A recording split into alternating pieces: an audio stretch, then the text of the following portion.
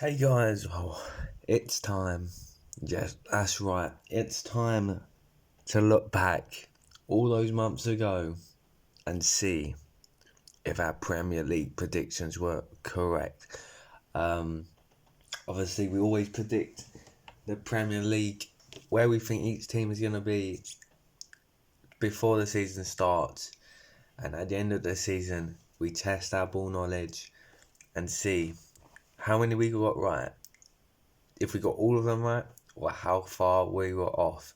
Uh, this year is going to be crazy because I've already looked at my team, where I put each team, and there's some stinkers. Obviously, there's some certain stances on which every Premier League predictor is probably going to get some wrong, especially potentially two or three big teams with big scores. So let's get into it. If you don't know how it works, it's based on a point score. Obviously, you don't have to do this, but this gives you accuracy. So if you get a correct score, for example, if you were to say Newcastle finished fifth and they finished fifth, that's 0 points. That's good. If you put them fourth and they finish fifth, that's 1 point. Whether it's up or down, doesn't matter, it's still 1 point. So basically, every position you're off is a point. So if you put, for example, Arsenal top and they finish fourth, that's 2 points. That's 2 points difference because they finished first, second, third, 2 points. That is how it works. And basically, the aim is to keep your score as low as possible. So that's basically getting every position right. The more scores you're off, the more points, and it doesn't look good. So let's head into it.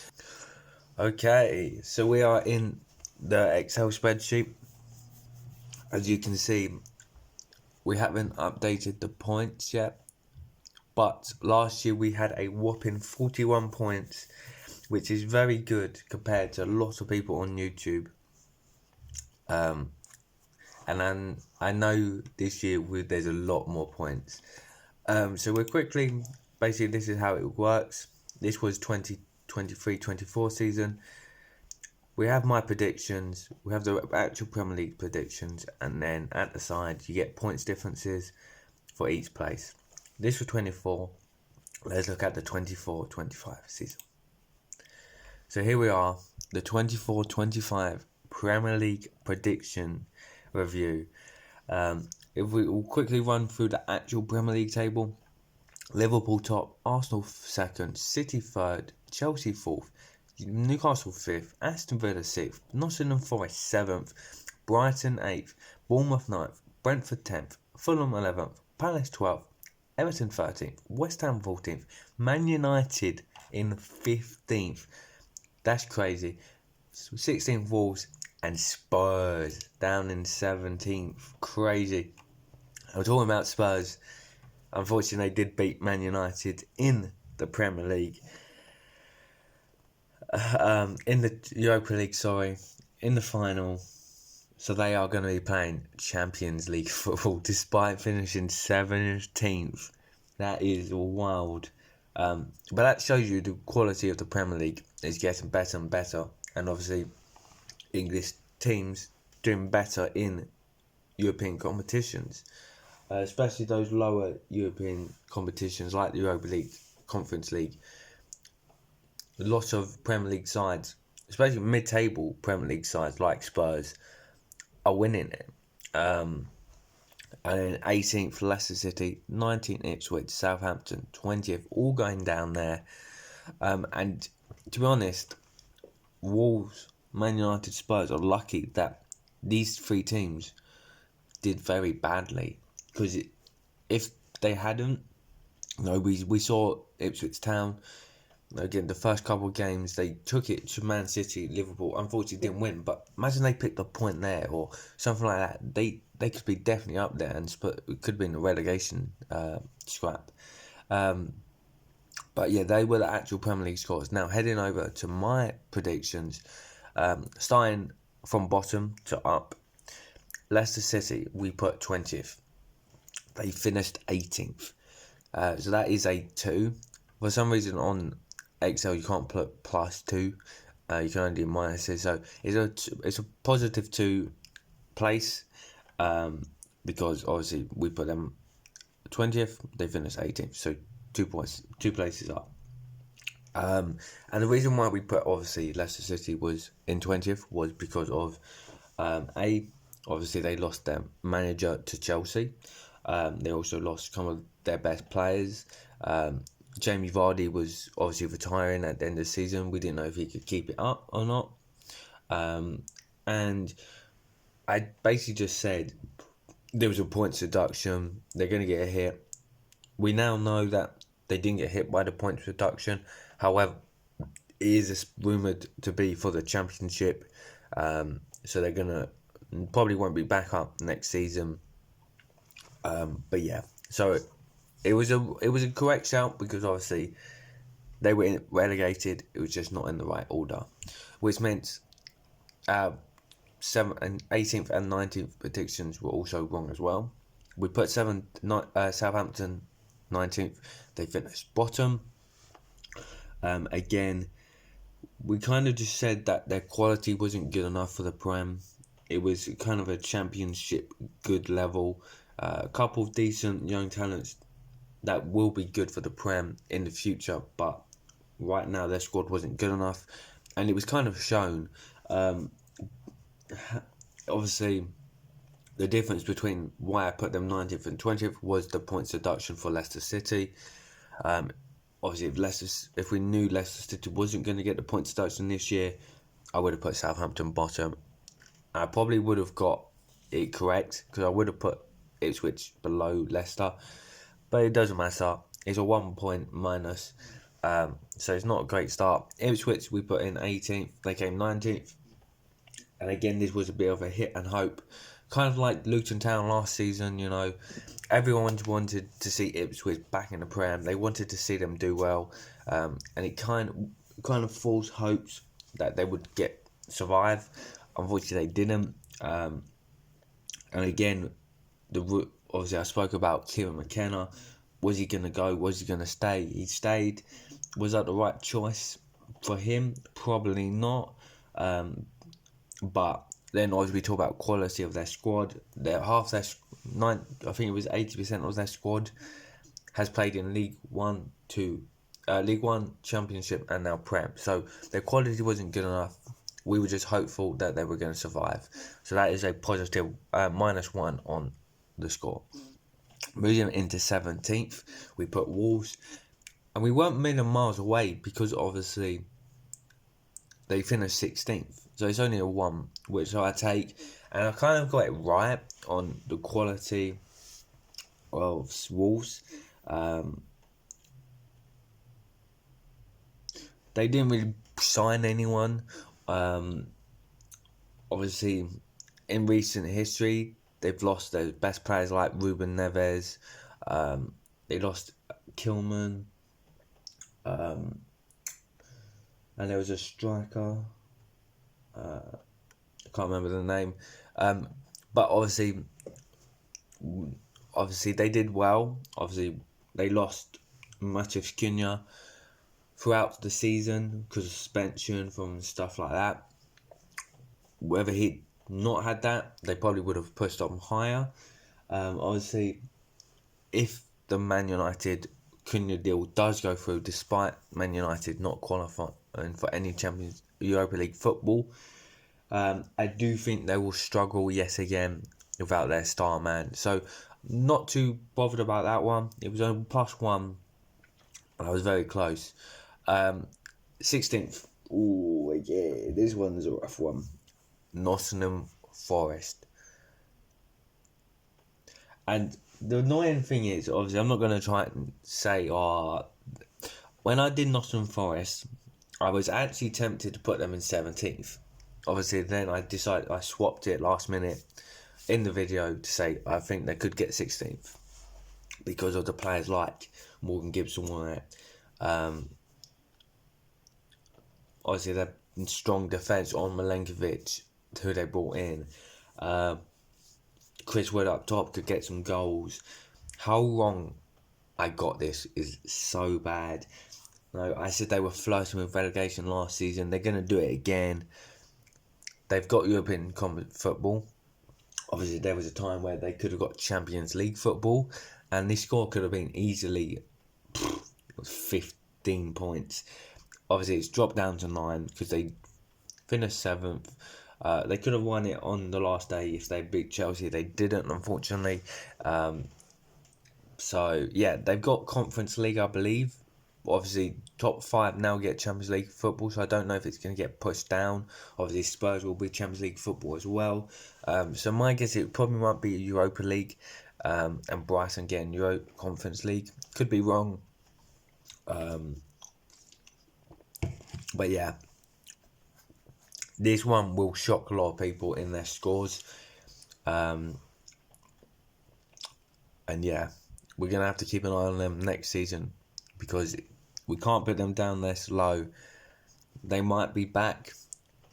In 15th, I put Brentford. And basically what I said about Brentford was all about Ivan Toney.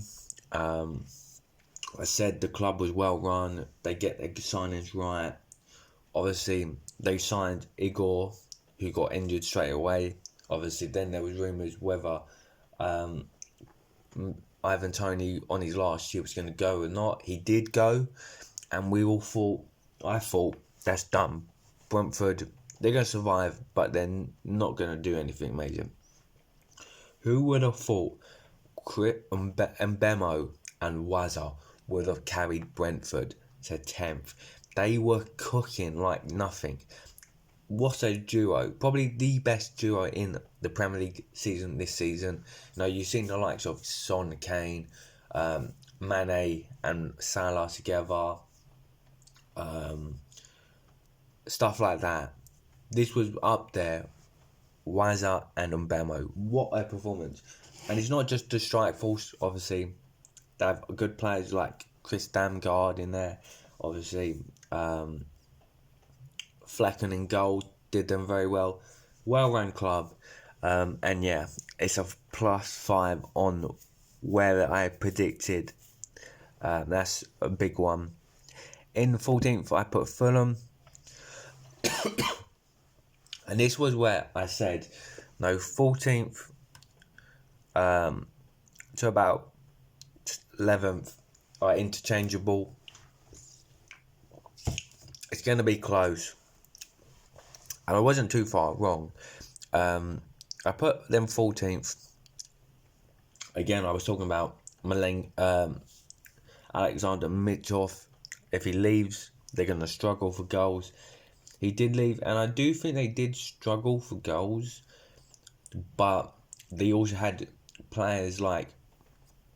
they had young players stepping up when they needed to. Defensively, they were strong. And yeah, they managed to outplay what I thought they were going to do. They ended up finishing 11th, which is impressive. So that is a +3 on my points. In 13th, I put Bournemouth.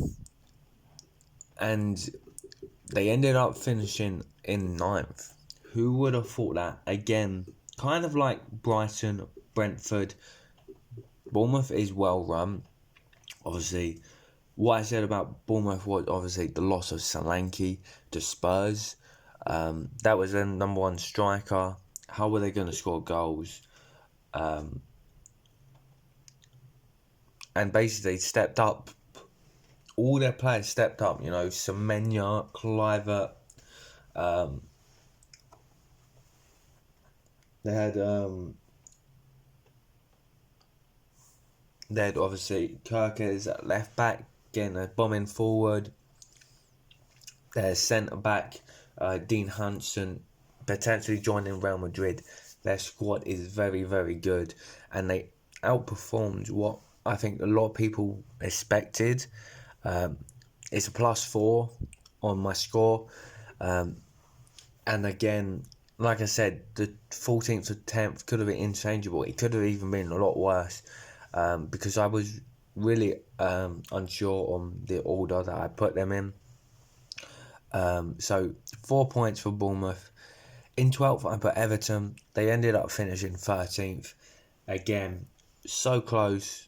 Obviously, it's still a point difference. But yeah, I kind of got it bang on, really, with Everton. Their aim was obviously to survive. Obviously, in the last 3 or 4 years, flirting with relegation, coming into the last year with Goodison, moving to a new stadium for the 25-26 season. Obviously, they ended up having a manager change, back to David Moyes. Obviously, there was a lack of goal threat, I would say. But again, the defensive performances from the likes of the England goalkeeper Jordan Pickford seem to bail them out a lot. Obviously, when Branthwaite plays, was very good. Obviously, was injured throughout the season. A lot of clubs did have injuries this season, and it may have affected their results, like Spurs, like United, like Everton, where whether they had their best players, they could have easily pushed up. Obviously, that's Premier League football for you.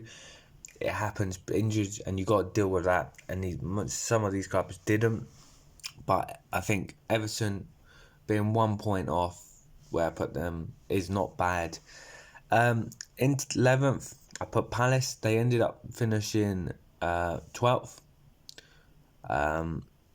So yeah, it's a 1 point difference. They did win the FA Cup for the first time ever, beating Man City. What a game that was. Not because it was action-packed, but the way they defended, the way they countered-attacked when they needed to. How they controlled Man City was very good. And it's kind of like the Man United, Man City FA Cup game 2 years ago. How Man United were the underdogs and they outplayed Man City just because they were defending with all their lives. When they had the chance, they went and took it. But what a final that was. And they've won Europa League Europa League football with that FA Cup win. So yeah, in the Premier League they've got 1 point difference. Very good. Obviously, 2 points on Palace was obviously their style of play. The loss of Elise. Could they keep hold of Eze and Guy? They did keep them. Obviously, I think next season is going to be a lot tougher. But again, they've got European football, so maybe one more season they keep Eze, they keep Gunya, Guy, Mateta, and obviously they can build a squad for when they may lose these players. In 10th, I put Brighton. They actually finished 8th. Brighton again, like Brentford, Bournemouth, very well ran. Obviously, we know about Brighton's recruitment facilities. They sell big players. They seem to bring them in, and it always works. Obviously, the question this year was the manager, the youngest manager in the Premier League, and he actually did very well. So you got to give it a round of applause for Brighton there. They got it right, and they were so close. Obviously, there is a chance they get Europa League Conference because of the new format with 5 teams in Prem getting Champions League. So maybe they do get it. I'm not too sure. But yeah, they did very well, and that is a +2 on my score. West Ham in 9th, they finished 14th, and this is it's a -5 position. I thought they would do better than they did, and I was wrong. And no, who could expect they decided to change their manager? Like, they brought a new manager in to replace David Moyes, and and they got it wrong. Potter comes in, kind of, wouldn't say steadied the ship, but managed them to get back some points, places up. But this one is a disaster. Yeah. In 8th, I put Chelsea, and they finished top 4. I know some of my friends are going to absolutely roast me for this, but like I said, with Chelsea, they've not been up there in recent times. The amount of money they spend, they kind of buy young players and hope in 2 or 3 seasons they grow. And this might have been the 3rd season where those players have grown and they've delivered. Obviously, the talking points was, obviously, Chelsea fans are always going to go, oh, we had Jackson injured, or no, Palmer couldn't do anything without Jackson. Like, Palmer had a good season. We're not going to underestimate that. But compared to what he did last year for a struggling Chelsea squad, he didn't deliver. And I think Chelsea are so delusional because they don't want to accept the fact that last year he did better, but because they finished higher, it means he had a better season. No, your Chelsea squad did better. He didn't. But yeah, they managed to get top 4. Obviously, the talking points with Chelsea was obviously the squad, the amount of players in the squad, their new manager Maresca from Leicester City. Was he going to be good enough? He's a Pep Guardiola B, kind of like Arteta, and he did well. We got it wrong. We kind of expected him to get sacked first. So yeah, congratulations to Chelsea back in Champions League football with top 4.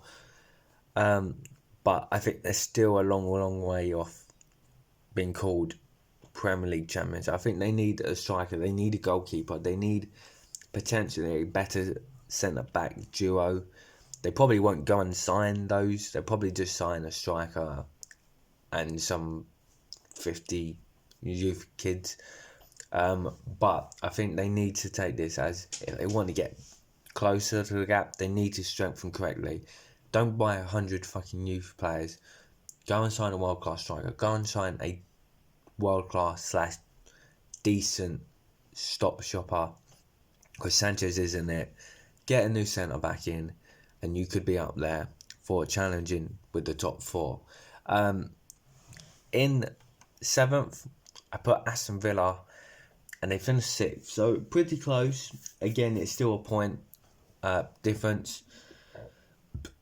I said Villa would finish 7th because of Champions League football, and it kind of does take out of the squad. Obviously, with the new format, they did very well to get through the top phase of the Champions League, which was surprising. Obviously, their eventual run did quite end, I believe, in the round of 32. Could be wrong. But that kind of then helped them get back on track in the Prem. And yeah, players like Morgan Rogers stepped up. Probably will get a good offer for this season, the way he performed. Tielemans in the midfield did very well. Konza, Emi Martinez, obviously keeps them in a lot of games. Obviously, a couple of mistakes, especially on the last day of the season against United. He made a mistake getting sent off. But overall, their squad is very good. And I think they're going to be up there or in the Champions League spots a lot often than I would predict. In 6th, I put Spurs, and it's a -11. Who would have thought they would have finished just one place above the relegation? But they did get Champions League football in the end by winning the Europa League, and with his I always win in the second season, unfortunately that did come true. They obviously had a lot of injuries. Your likes of Romero, and doggy for the first half of the season. Mickey van der Ven, Kulusevski, Madison, Solanke was out for a bit of time. Vicario. So obviously they were hit with injuries, and that kind of obviously did a lot to their form in the Prem. Obviously, I think probably with 7 games to go, they kind of just gave up on the Prem and focused on Europa League football. And obviously they lost in the Prem. But they did win the Europa League, which is tragic, because now you can't take the piss out of them. But yeah, who would have thought a so-called Big Six would have finished just 1 point above the relegation zone? To be honest, when I put them in 6th, I was very unsure, because I was actually potentially going to go up to 4th, but I could also see them finishing about 8th, which I put Chelsea, just because of squad depth, and 11 points, that is a big haul to be losing on a Premier League prediction score. Moving to 5th, I got this was the only one I got bang on right, and that was Newcastle in 5th. And I said they'd get Europa League football. I said they'd be pushing for the Champions League spot, but just will miss out because of a little bit of squad depth. Whether they would keep their best players like Guimaraes, Isaac, was Eddie Howe still the man to deliver them that?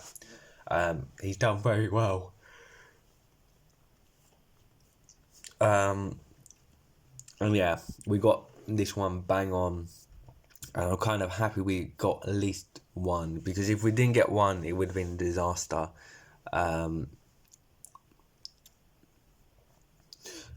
In 4th, I put Manchester United.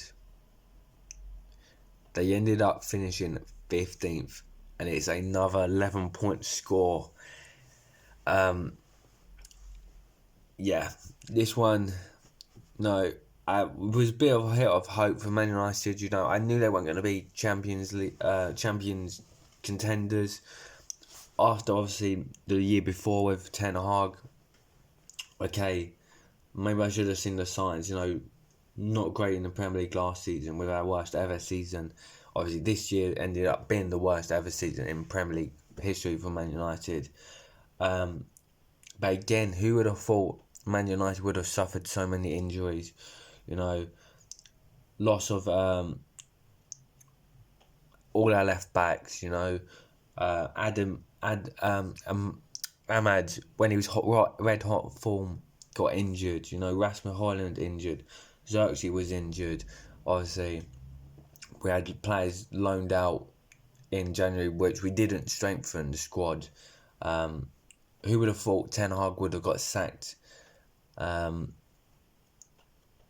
early? Obviously, we knew he was rumoured to potentially lose his job in the summer. They decided to keep it, and you think, okay, they back him. We should back Man United. A cup every single year in the last 4 years, FA Cups, Carabao Cups, and stuff like that. But yeah, it didn't go to plan. And again, where does Man United go for now? I don't know. I'm really struggling to think where I'm going to put them next season. Obviously, as a United fan, I want them to do well, but unless they can get their transfer business 1,000% correct, I think we're going to be struggling to even get into our European competition. And that is sad to say. And obviously, losing to Spurs, the one chance to save our season, and it was always fucking Onana. Always fucking Onana, making mistakes. Obviously, Luke Shaw kind of put the ball towards the goal, but Onana, awful goalkeeper. We need a new goalkeeper. He needs to go. Yeah, one chance to save our season, and we failed it, and it was the shittest goal ever. And all you hear is Spurs celebrating like it was like Declan Rice's free kick against Real Madrid. It was so shit, the goal that they won. It's just so annoying. In third, I put Liverpool. They ended up being crowned champions. And I didn't see this one coming. I'm not going to say like, oh, it was close. I was up between Liverpool finishing at maximum third and down in sixth where I put Spurs. So I was completely wrong with this. I said the Klopp gone, Slot's going to come in, do well, but not as good as what everyone, they don't, when the manager changes, they usually don't do well. We've seen it with Sir Alex Ferguson, we've seen it with Wenger, we've seen it with obviously a lot of Chelsea managers. Arne Slot set the standard and set the bar. He came in, taking over Klopp with pretty much the same squad, and he won the Premier League. And it kind of does show the quality of Man City's drop off. Arsenal couldn't do it for 2 or 3 years against Man City. They dropped off, and Liverpool came through and won it pretty convincingly. So fair play to the champions. You got to give it to them. Mo Salah, what a player. Golden Boot winner. So close to breaking the record of most assists and most goals in the season. Unfortunately, had a bit of a dry spell towards the last 8-9 games of the season. But yeah, what a performance from him. Gravenberch in the midfield, what a dog. Controlled the game, ran the pitch. Obviously, they managed to keep the likes of Salah and Van Dijk with new contracts. Trent will go. Obviously, they're rumoured to already have signed Jeremy Frimpong for that right-back role, which is probably a better, good replacement. Obviously, they're looking at Kirkes from Bournemouth to replace Robinson. So they're looking to strengthen, and they're strengthening very well. So they're going to be up there. Could they do back-to-back? Potentially. So we're going to have to really think about where we put them next season. In second, obviously, we put Man City. I said Man City weren't going to win the Premier League. They didn't. But who would have thought they would have finished third? And they were very close to actually finishing 6th, 7th. Obviously, the last couple of games, they managed to rescue points and wins.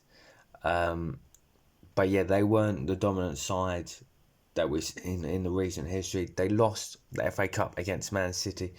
Who would have thought Man City, after years of dominance, obviously with allegations of unfair and cheating, who would have thought they would have went trophyless? To be honest, that is karma.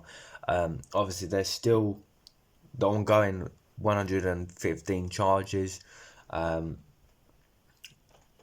stuff. But yeah, obviously a lot of people hoping they were going to get relegated because of the charges. Probably won't happen. But I would like to see them get done. Pay some money. Lose points for the next couple of seasons. Revoke all championships that they were deemed unfair and cheated by.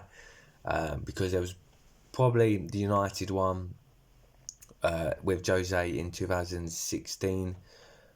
Potentially, maybe in the last couple of years, maybe there was some cheating there. So definitely need to keep a hold on that. But you would expect Man City to be back up there. They're going to strengthen the squad. They're going to sign players. Because whether Pep will still be there, that is the question. Has he lost his touch? I generally do think he has. And I think for the first time, he's in a situation where he's never been before. And that's a team that's not good enough, needs changing. Not just bring 1-2 players in to strengthen the squad. He needs to change pretty much his whole squad. And I don't think he's going to do that because of obviously where they've got him. And yeah, I just think they will be back up there, but I hope they get done with their charges and we kind of see the end of Man City for the next couple of years. And in first, I put Arsenal. Again, they've bottled it again. You predict them first, and they finished second again. Not to Man City, this time to Liverpool. Who would have thought that? City dropped off. Chance for Arsenal to win their Premier League for the first time since the Invincibles. And they bottled it. Too many losses, too many draws. Obviously, no striker brought in the summer. They kept up with Havertz. Obviously, they lost Saka for a long time, and I think that did obviously affect them momentum. They did amazing in the Champions League, beating Real Madrid, obviously coming to the semis. That's when they crashed out, unfortunately, to PSG. Again, Arsenal, my problem is, if Arteta doesn't win, he's got to go next season. He just has to go next season. If he doesn't win, how many projects can you do? That is my total roundup. Let's look at the points. 66 points. Oh, it's horrible to look at. 66 points. A lot of them obviously coming from the Forest and the Forest and the Spurs and United points there. Now, who would have thought these two teams would have done so bad because of injuries and performances? Nottingham Forest absolutely overachieved. So 66 points. We're going to put that in. 66 points for the 2024. That doesn't say points, it says punts. 2024-25 season, 66 points. So currently our best score is obviously last year. Obviously I've done predictions before, but last year was the first time I've done it on YouTube. So that's where we started with 2 seasons. Can't wait for the 2025-26 season. That's 26. I can't wait for it. We will be doing a Premier League prediction video there. But now we're going to leave it. If you did like it, give it a thumbs up. Subscribe to the YouTube channel. Go down in the comments. Rip me for all those bad predictions. Let me know in the comments how you did. How many points you got in the Premier League prediction. Be honest, because I have had a stinker. Let me know in the comments how well you did. And thank you for watching. And I'll be back for next season. Hopefully bigger and better. And a little bit more ball knowledge. Goodbye.